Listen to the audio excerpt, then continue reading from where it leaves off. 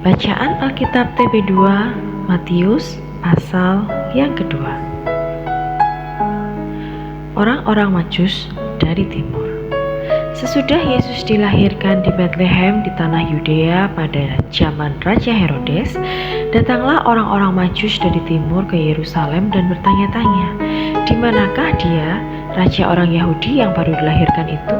Kami telah melihat bintangnya di timur dan kami datang untuk menyembah dia." Ketika Raja Herodes mendengar hal itu, terkejutlah ia beserta seluruh Yerusalem. Lalu dikumpulkannyalah semua imam kepala dan ahli Taurat bangsa Yahudi.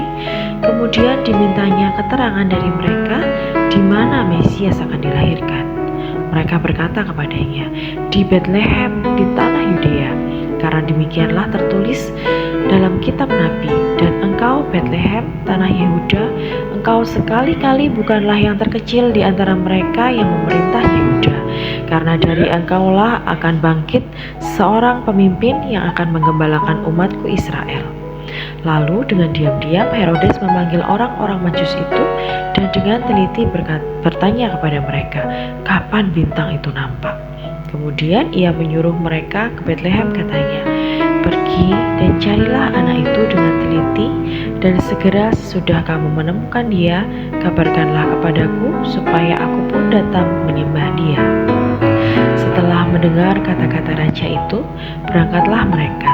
Lihatlah, bintang yang mereka lihat di timur itu mendahului mereka hingga tiba dan berhenti di atas tempat di mana anak itu berada. Ketika melihat bintang itu, mereka sangat bersukacita. Mereka masuk ke dalam rumah itu dan melihat anak itu bersama Maria ibunya, lalu sujud menyembah dia.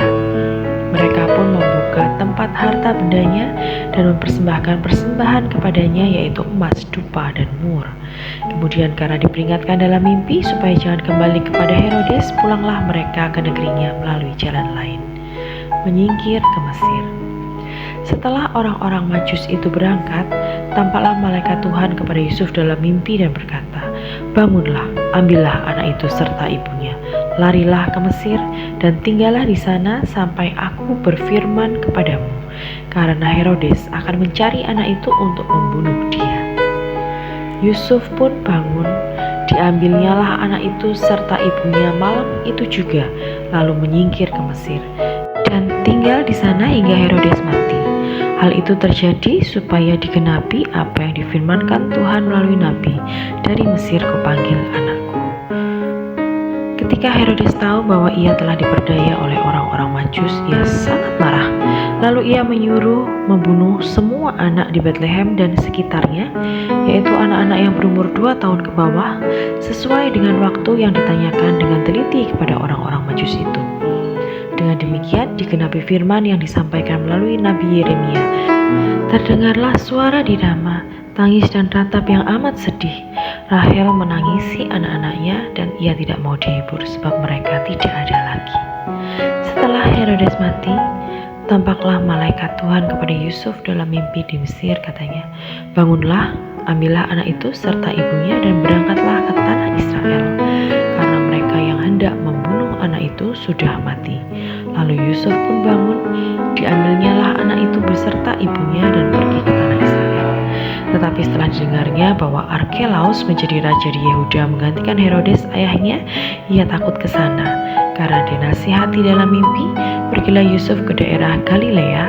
Setibanya di sana, ia pun tinggal di sebuah kota yang bernama Nazaret. Hal itu terjadi supaya digenapi firman yang disampaikan melalui nabi, bahwa ia akan disebut orang Nazaret.